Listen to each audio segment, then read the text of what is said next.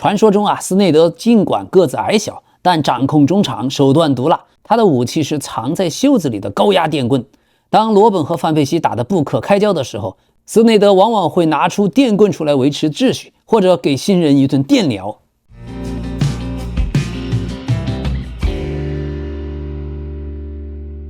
朋友们，今天的节目咱们主讲荷兰国家队的内讧传统，特别是荷兰三棍客的传说到底怎么回事？这西方的圣诞节呀，一直跟华人的过年有点相似。过年本来是除夕，是个恐怖的故事，关于除掉夕那个怪物。而圣诞节也类似，西方其实很喜欢在圣诞节看一些恐怖故事。所以我们老 K 足球新闻今天就讲荷兰队的内讧。今天节目的下半部分还有今日足球新闻，特别是关于明天曼联对纽卡老 K 的比赛预测，请您千万不要走开。也谢谢您的评论，这可以让节目被更多的朋友所看到，谢谢。朋友们，今天咱们好好讲一讲荷兰国家队内讧的历史，特别是有关荷兰三棍客的段子到底怎么回事。那么咱们一一道来。首先讲荷兰三棍客。荷兰三棍客的传说流传于2010到2014年，是中国网民的一个恶搞段子，但最后甚至惊动了荷兰足协和三棍客当事人。当时2012年欧洲杯，荷兰队小组赛就出局了，中国的荷兰队球迷不满球队的表现，于是在百度贴吧、荷兰足球吧和李毅吧就恶搞了这么一个段子。结果在2014年巴西世界杯的时候段子竟然被国内的某媒体当内幕新闻给发了出来，最后引发了荷兰足协的推特连发了4条澄清，甚至故事的主角斯内德本人也被问到了这个梗。在荷兰三棍客的故事里面，罗本被描绘成更衣室的老大，据说他的衣柜里面常年放着一根铁棍，起因是早年他作为独狼的风格惹怒了队友，因为他性格强势嘛，又爱抱怨，常常因为球权和队友产生冲突，所以传说曾经遭10个队友群殴，于是此后就在更衣室里面藏了一根铁棍以求自保。有意思的是2014世界杯，罗本还真在训练中和因迪产生了冲突，罗本被踢了之后飞踹对方，事后主教练范加尔称训练之中产生一些碰撞，这很正常。最终2014年世界杯荷兰队最终获得季军，所以这些真实事件发生的事儿和荷兰三棍客的传说扭在一起，也放大和强化了罗本的暴躁型人格。在三棍客里面，罗本就被亨特拉尔等年轻球员围殴，从此在更衣室铁棍不离身，凡是比赛中有人不传球给他，赛后更衣室就总会传来铁棍击打的声音。另外，第二就是木棍客范佩西。传说范佩西作为队长，表面性格斯文，实则性格阴狠，他的武器是一根木棍。传说中他专门用木棍教训不听话的替补前锋，主要是教训亨特拉尔。因为亨特拉尔在赛后采访中调侃范佩西说他英超最佳球员，明天就回家。于是范佩西持木棍将他打倒，亨特拉尔也成了挨棍客。好，三棍客第3名是斯内德。传说中斯内德尽管个子矮小，但掌控中场，手段毒辣。他的武器是藏在袖子里的高压电棍。当罗本和范佩西打得不可开交的时候，斯内德往往会拿出电棍出来维持秩序，或者给新人一顿电疗。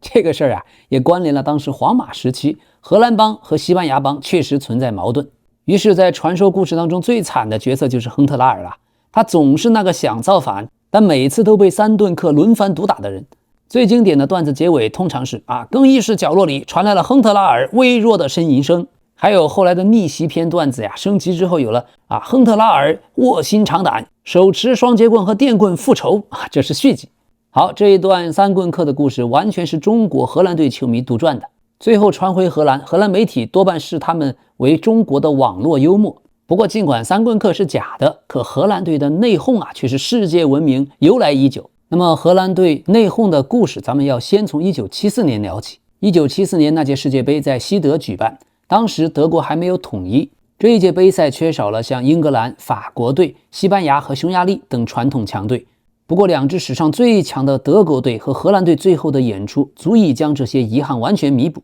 1974年7月7日，慕尼黑的奥林匹克球场上演了决赛。可是在决赛档口，当时德国媒体图片报爆出猛料，说4名荷兰国脚和2名德国的裸体女郎在下榻的酒店举办了裸泳派对，标题写得耸人听闻，克鲁伊夫、香槟、裸体女郎。决赛前夜，荷兰国脚的太太们都说鬼混确实发生了，只有自己老公没去。而克鲁伊夫的妻子丹妮在电话中盘问了丈夫大半夜，求胜克鲁伊夫指天发誓说绝无此事。然后抽了好几根烟。等到天已大亮，荷兰队的助理教练范德哈特，本来他的职责是负责收集对方情报，可是这个人喜欢喝酒，决赛前夜喝醉了，还朝窗外扔了一个酒瓶，差点砸到了刚喝完酒回来的内斯肯斯。于是1974年荷兰队在开场80秒传了16脚球进球的情况下，最后反被西德2-1反超逆转。而到了1978年世界杯在阿根廷举办，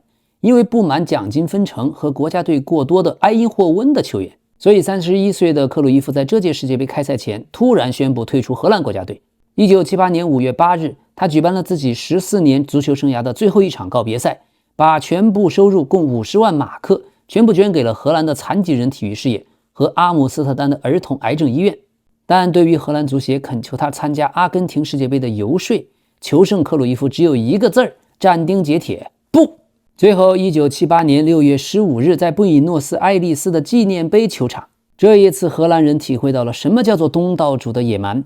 决赛当天，荷兰大巴无故开出了市区，驶向郊区，途中被凶神恶煞的村民们对大巴又推又砸。到了球场之后，荷兰人又发现皮球不对劲儿，接着阿根廷队长帕萨雷拉又刁难范凯克霍夫手上的石膏绷带，逼着他打了3层绷带。荷兰人当时已经心浮气躁，几乎要威胁退场不玩了。赛前，阿根廷强烈要求还换掉了原定的主裁判，用意大利裁判换了以色列裁判。而在比赛中，荷兰队在缺少克鲁伊夫的情况下，对东道主阿根廷队在场上几乎是玩命的铲，玩命的抢。阿根廷军团每推进一步，几乎都要付出被放倒、被推搡、被暗算的代价，而阿根廷人的回应则是肘击和踢脚后跟。主裁判没办法，被迫频繁吹停比赛。比赛35分钟，阿根廷肯佩斯打破僵局。82分钟，荷兰队的南宁加扳平比分。在中场前1分钟，荷兰队的伦森布林克在菲洛尔出击前将克洛尔的长传捅向空门。如果这个球进了，荷兰人将历史性的第一次夺得世界杯冠军。只可惜击中门柱弹回。进入加时以后，首发平均年龄超过31岁的荷兰队无力再战，最终1-3落败。在1974年决赛不敌西德以后，克鲁伊夫和队友因为庆祝的方式起了口角，荷兰足协事后处罚力度不均，于是克鲁伊夫认为荷兰足协偏袒埃因霍温系的球员，埋下了不信任的种子。在1974到1977年，克鲁伊夫又多次公开批评荷兰足协在商业开发方面过于保守，奖金分成不公，对大牌球员缺乏尊重。他要求荷兰队要按照市场标准调整出场费和肖像费的分成，可双方谈判多次破裂。确实，当时的荷兰队阿贾克斯和费耶诺德系还有埃因霍温系这3大系矛盾加剧。克鲁伊夫带头抵制埃因霍温系的特殊待遇，可是荷兰足协各种调解也不起作用，最终更衣室分裂。而克鲁伊夫之所以拒绝参加1978年的世界杯，核心的关键在于1977年的一次绑架案。1977年12月，有7名歹徒持枪闯入了克鲁伊夫在巴塞罗那的家里面，捆绑了他，也捆绑了他的妻子，并且威胁孩子，但最终被警方挫败。这件绑架之后的3到4个月，警方24小时驻守在他家里面，孩子的上学还有他自己参赛均需要保镖。这段日子改变了整个克鲁伊夫的心态，从足球优先转为家庭第一，一直到31年后2008年，他向加泰罗尼亚电台承认，当时有人拿枪指着我的头，在孩子面前绑住了我的妻子，这改变了我的人生。所以1978年5月，克鲁伊夫举办了个人告别赛后，正式告别荷兰足协，不参赛。荷兰足协虽然多次游说，高层也登门，但只有一个字儿，不。最终荷兰媒体都称克鲁伊夫是叛国，球迷们焚烧他的球衣，向队友内斯肯斯、伦森布林克公开说太惋惜了。荷兰足协最后的声明说，尊重他的决定，但对球队来说是巨大损失。于是1978年的荷兰队失去了全攻全守的核心，9号球衣无人愿意穿，也无人敢穿，进攻节奏混乱，主帅哈佩尔也只能仓促变阵，甚至还产生了连锁反应。中场核心范哈内亨因为自己被定位为替补，和主教练哈佩尔产生了矛盾，也宣布退出。荷兰队的实力再遭重创。而荷兰队的故事到了1990年世界杯左右在荷兰三剑客的带领下，再次产生巨大的内讧。遗憾的是，1990年也是三剑客唯一一次世界杯之旅，最后却惨淡收场。这事儿要从1988年欧洲杯说起。当时荷兰队主教练米歇尔斯率队夺冠以后卸任，于是荷兰足协选了利巴内和茨接任。可这位主教练的战术保守，沟通也挺生硬，和过去全攻全守的传统以及几位大牌球员格格不入。主教练坚持要打4-4-2的防守反击，这压制了范巴斯滕和古利特的进攻上的自由度，训练量和强度也大，引发了球员不满。于是著名的三剑客带头抵触，再加上大牌球星科曼、沃特斯等人也加入了反对阵营。在1989年欧洲杯的预选赛，荷兰队战绩不稳，主教练公开批评范巴斯滕，说他态度消极。于是球员们和主帅彻底决裂，三剑客联名向荷兰足协请愿，必须解雇主教练。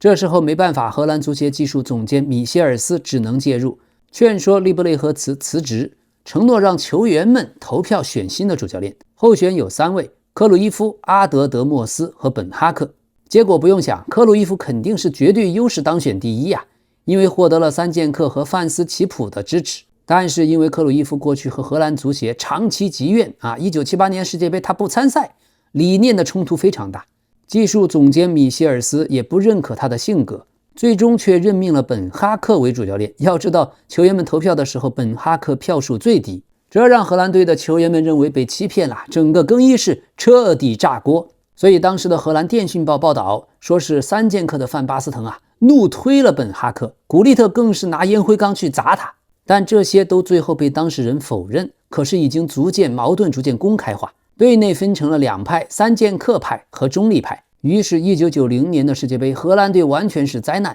小组赛1-1战平埃及，范巴斯滕丢了单刀，赛后却指责说队友不传球，然后又0-0战平了英格兰。那场比赛中场形同散沙，古利特更是站出来公开质疑主教练的用人。第3场小组赛1-1又战平了爱尔兰，这还完全是靠运气逼平的。最后以小组第3出线，1/8决赛荷兰遇上了德国，1-2败北。在场上，里杰卡尔德和沃勒尔2个人互吐口水，这才有了世界杯历史上最著名的口水战，双红牌下场。失去了关键后腰里杰卡尔德，荷兰队防线立刻崩溃。很快德国队2球领先，虽然最后荷兰扳回1球，但仍然出局。赛后球员们和主教练彻底撕破了脸，竟然拒绝参加谢场仪式。1990年内讧的关键是 AC 米兰系，或者说阿贾克斯系的三剑客加科曼，他们和以基夫特为首的埃因霍温系互相拆台。技术总监米歇尔斯也过度干预，加剧了更衣室的混乱。主教练本哈克完全无法驾驭大牌球星，他的战术和球员们的习惯也相悖。三剑客的1990世界杯成了绝唱，极度让球迷遗憾。后来1992欧洲杯，米歇尔斯回归以后才短暂回暖，而这件事对整个荷兰足球产生了深刻影响。荷兰足协开始反思选帅的机制，后续会更加重视球员和主帅的匹配度，避免强行任命，引发球员的对立。可是这根本不算完，关于荷兰队的内讧这才刚刚拉开了序幕。1990年世界杯留下了后遗症，三剑客和主教练彻底闹翻，范巴斯滕后来重伤，古利特也短暂退出了国家队，里杰卡尔德成了荷兰队唯一的核心，更衣室内存在权威真空。1992年荷兰足协任命了埃德沃卡特为主教练，他偏向4-3-3全攻全守，但这又和古利特主张的4-4-2平衡战术理念相冲突，再加上荷兰队已有的老矛盾，像苏里南籍球员和本土球员的矛盾，还有阿贾克斯 AC 米兰系的古利特、里杰卡尔德与埃因霍温系的基夫特沃特斯的矛盾。93到94赛季，古利特从 AC 米兰转投桑普多利亚，状态回升。1994年3月重返国家队，不过他与主教练埃德沃卡特的战术沟通始终无效，在训练中多次拒绝执行教练的战术指令。到了1994年5月27日，一场热身赛1-0小胜苏格兰，赛后古利特再次公开批评主教练的狂攻战术。古利特说，我们要去美国，美国的天气这么炎热，像这样踢就是自杀。输球之后又要让我古利特背锅，并且古利特还用当时阿贾克斯和巴塞罗那因为激进战术的输球佐证自己的观点。对此，主教练强硬回应，怒怼道，古利特可以有看法，但我的观点才决定一切。于是拒绝调整战术，双方彻底撕破脸。5月28日，古利特召开新闻发布会，痛哭流涕宣布退出国家队，说他无法在自己不信任的教练手下踢球，这让荷兰媒体哗然，球迷们也游行抗议足协的不作为，三剑客时代彻底终结。在古利特退出以后，没办法，只能让博格坎普成为进攻核心，里杰卡尔德担任队长，还有范德萨、科曼、戴维斯坐镇后场。荷兰的实力仍然是顶级，可惜在1/4决赛跟巴西的经典对攻战当中2-3输球。特别是第81分钟，巴西左路传中导致荷兰后卫的乌龙，让球队崩盘。赛后，球员们承认在场上的战术执行不统一，跑动积极性不足。苏里南的球员和本土球员之间配合生疏，这再次印证了队内的内讧影响。最关键的是，戴维斯因为出场时间和主教练产生争执，里杰卡尔德又多次公开的维护自己的队友，将帅的信任度持续的越来越低。1995年，范巴斯滕因伤退役，在世界杯后，里杰卡尔德退出，荷兰队正式进入了博格坎普和戴维斯领衔的后三剑客时代。可是，所有的荷兰队的内讧，长江一浪推前浪，源源不断。咱们的故事继续。故事到了1994年世界杯之后，希丁克在1995年接手组建的荷兰队，核心是以1995年欧冠冠军阿贾克斯的班底为主，拥有博格坎普、德波尔兄弟、布林德、雷奇格、西多夫、戴维斯，还有克鲁伊维特，再加上埃因霍温的斯塔姆、菲耶诺德的陶门特等等。可是这样的球队本身就存在结构性的矛盾，首先就是种族和出身对立。苏里南的黑人球员像戴维斯、西多夫、克鲁伊维特、博加德等等，和本土白人球员像德波尔兄弟、布林德、博格坎普等，他们之间长期隔阂。媒体拍到照片，吃早餐的时候，荷兰队按肤色就坐，这成了公开的秘密。另外还有俱乐部派系的矛盾，阿贾克斯系垄断了首发阵容，埃因霍温和菲耶诺德的球员多数坐在替补席，于是斯塔姆、纽曼等人抱怨机会不平等。还有就是第三个矛盾，关于战术和用人。希丁克喜欢用3-4-3的全攻全守，可这就牺牲了戴维斯和西多夫。这两位不满出场时间和位置的安排，认为主帅是有意偏袒白人老球员。那么在1995到96赛季，阿贾克斯在欧冠卫冕失败，荷兰队的热身赛表现也不好，球员的心态开始失去平衡，训练中冲突频发，已经为大赛埋下了巨大的隐患。1996年欧洲杯小组赛的第一战，荷兰队0-0战平了苏格兰，戴维斯竟然没有获得首发资格。赛后他公开的怒喷主帅希丁克，原话是：他听那些白人老队员的话，把脑袋放在某些人屁股上，公开点名指责了队长布林德和德波尔兄弟，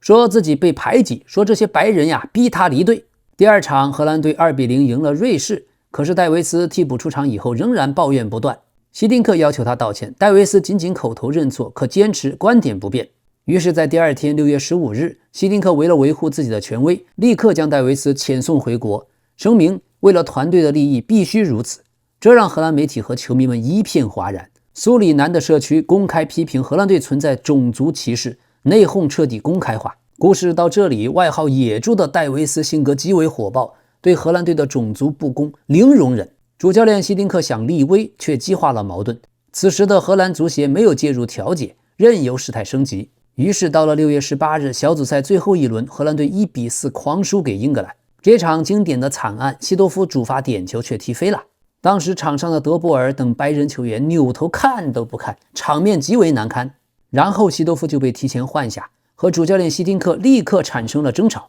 埃因霍温的球员们抱怨说，阿贾克斯系的球员失误了就不背锅，我们这些替补没有机会证明自己。于是种族对立加剧，训练分组经常要按肤色来扎堆，这就让上了场的主力阵容们配合更加生疏。1/4决赛，荷兰0-0战平法国，点球4-5输球，全场极为被动。点球大战中，德波尔、西多夫先后罚失。赛后球员们互相指责，主教练希丁克承认，荷兰队早就已经分裂，输球是必然。这一次内讧造成的荷兰队失败，促使主教练希丁克开始改革。在98世界杯吸纳了像斯塔姆、科库等等埃因霍温的球员，平衡了派系，最终在1998年世界杯获得了第4名。而随着时代和反种族歧视的进步，苏里南和本土球员的隔阂也逐步缓解。戴维斯在2000欧洲杯重返国家队，荷兰足协更是建立了球员到主帅到技术总监这样的3方沟通机制，避免矛盾激化。另外，阿贾克斯等等俱乐部也推进了青训的多元化，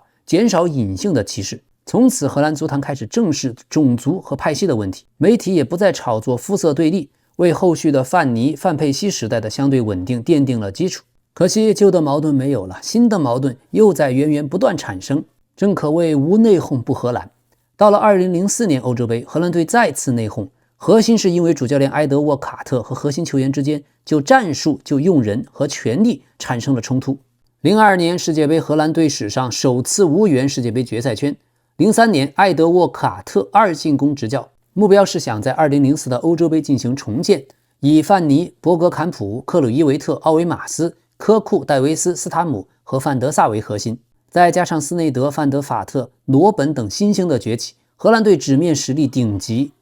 不过呀，队内的矛盾仍然存在结构性，最关键的是战术理念的冲突。主教练坚持4-4-2，但科库、戴维斯等要求改打4-3-3，认为4-3-3可以适应荷兰队的边路速度与中场控制。另外，在锋线方面太内卷，埃因霍温系的范尼和阿贾克斯系的克鲁伊维特争打首发，还有范霍伊、东克不满自己的出场时间太少，进球权和地位的争夺激烈。第三，队内依然是派系林立，阿贾克斯系的斯内德、范德法特、西多夫和埃因霍温系的范尼、斯塔姆、范博梅尔互相不服。苏里南球员戴维斯、西多夫和本土白人球员之间的老隔阂仍然还在。还有就是94年古利特因为埃德沃卡特退出，球员们对他的固执、听不进意见早就有不满。于是03年的附加赛，荷兰队险胜苏格兰晋级。在热身赛表现不好，戴维斯和范博梅尔甚至在训练中大打出手，当时的范尼竟然拉偏架，这也让矛盾半公开化。还有西多夫伤愈以后，跟主教练之间就出场时间产生争执，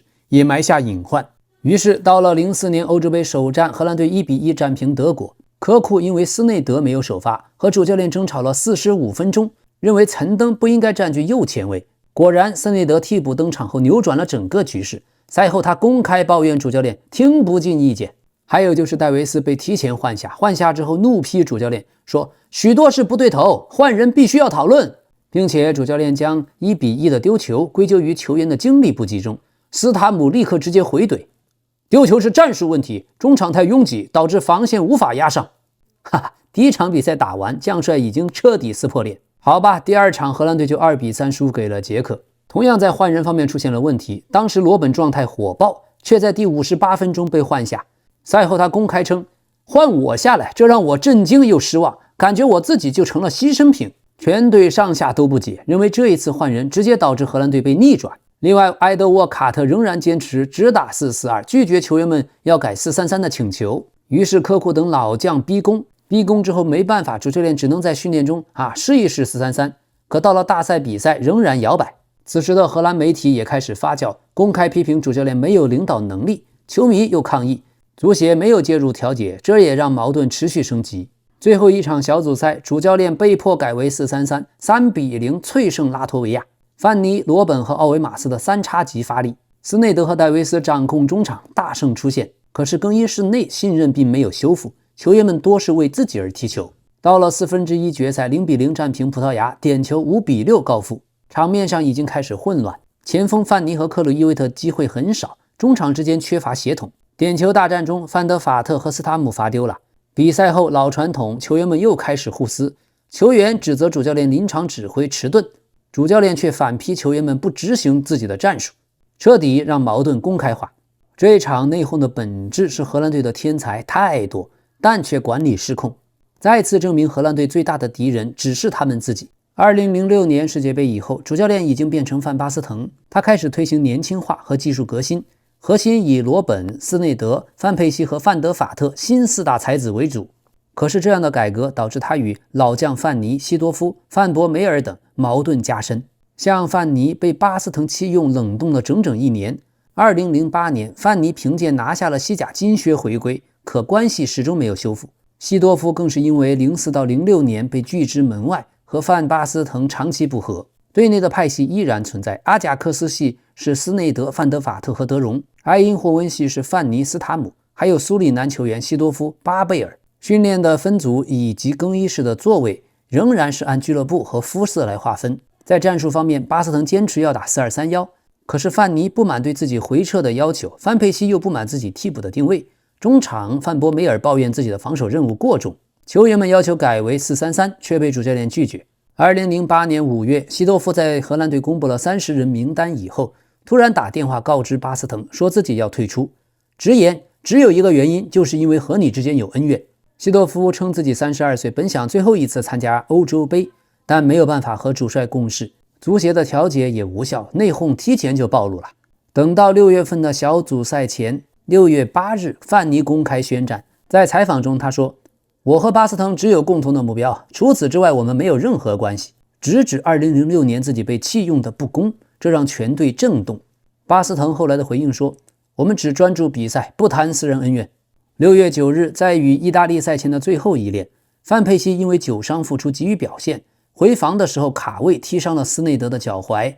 两个人你一言我一语，冲突升级，队友们立刻劝阻，这才没有让两个人拳脚相向。事后主教练范巴斯滕说，这纯属意外，斯内德在就医后已经没有大碍。范佩西也否认故意伤人，可是两人私下矛盾也公开化，媒体开始爆炒荷兰队的内斗。另外在战术方面，范尼要求自己要更靠近禁区，巴斯滕却坚持他做前场支点。罗本和范佩西两个人争边锋和影锋的位置，在训练中互不传球。范德法特不满中场控球权被斯内德垄断，更衣室内气氛极为紧绷。第一场小组赛，荷兰队3-0大胜意大利，罗本、斯内德、范尼发挥神勇。可是范尼进球后拒绝和巴斯滕庆祝，范佩西替补出场以后抱怨自己时间太少。第二场，荷兰队4-1大胜法国，罗本梅开二度，斯内德、范德法特建功。不过因为范佩西仍然是替补，赛后公开质疑我为什么不能打首发。巴斯滕解释说我是按状态选人的，矛盾持续。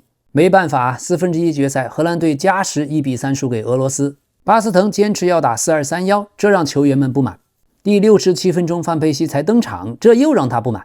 第80分钟范尼被换下，这又让他也不满。加时队荷兰队因为体力不支，配合也生疏，再加上俄罗斯队的阿尔沙文连续造成威胁，最终是3-1淘汰荷兰。赛后老传统，球员和主教练开始互撕。范尼说主教练战术保守，换人也迟钝。巴斯滕则反批球员们根本不执行我的战术，于是内讧又彻底继续的爆发。好吧，让我们继续聊到2012年的荷兰队内讧。首先2010世界杯，主教练范马尔维克率队获得了亚军，于是12年欧洲杯的阵容以罗本、斯内德、范佩西、范博梅尔、德容、范德法特、亨特拉尔为核心，纸面上实力顶级，可是心态已经产生了剧烈的变化。球员们都自视自己是大牌，对出场时间和战术的容忍度降到了最低。此时的荷兰队也有结构性的矛盾，主教练任人唯亲，让自己35岁的女婿范博梅尔担任队长，并且锁定主力。范博梅尔状态下滑，却不轮换，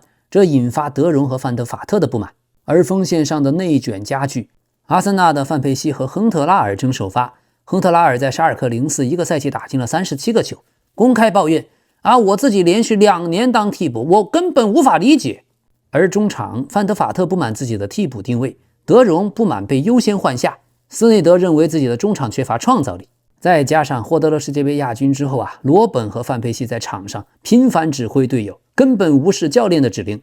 2012年5月集训的时候，亨特拉尔、范德法特和库伊特集体对替补身份发难。范德法特直说我在你手下难以翻身，亨特拉尔更是拒绝参加赛前的发布会采访，这让矛盾半公开化。12年首战荷兰队0-1输给丹麦，范博梅尔状态非常低迷，却仍然打满全场。德容第66分钟被换下，立刻当场黑脸回了替补席，赛后发表了公开不满。而锋线方面，范佩西错失了多次机会，亨特拉尔却哭坐板凳席。赛后范德法特炮轰我们的中场根本没有创造力。此时媒体开始质疑主教练任人唯亲，球员要求换阵，但却被拒绝。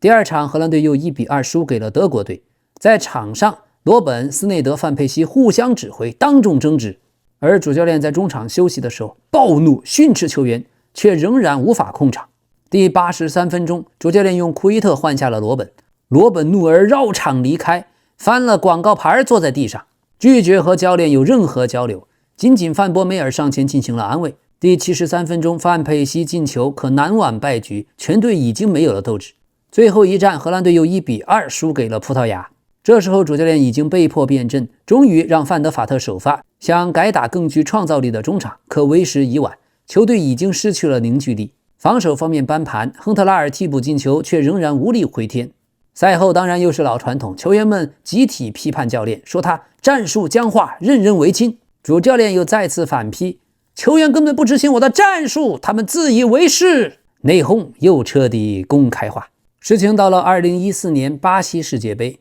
在主教练范加尔的高压控场下，仅仅有一些局部摩擦。2012欧洲杯3连败之后，荷兰足协请范加尔执教，目标就是重建纪律和战术体系，主打5-3-2和3-5-2，务实的防反。这时候范加尔力劝斯内德交出队长袖标给范佩西，斯内德虽然接受，可仍然心存芥蒂。在地位方面，罗本的战术权重极高，范佩西的状态有波动，两个人存在隐性竞争。另外，范加尔的训练强度太大，一天两训，内容又复杂，有部分球员抱怨他的训练太容易导致受伤。荷兰队的体能教练也公开质疑范加尔的训练计划。好在没有大碍。2014年5月的集训，范佩西和罗本因为战术的细节和范加尔有过短暂的争执。6月8日，在里约备战的时候，分组对抗中，因迪的防守过大，2次放倒了罗本，罗本起身就怒踹因迪。主帅范加尔在场目睹，却过去紧紧拍了罗本的肩膀，没有严肃处理。因迪赛后直言，罗本摔得没有必要，我们之间有些小冲突。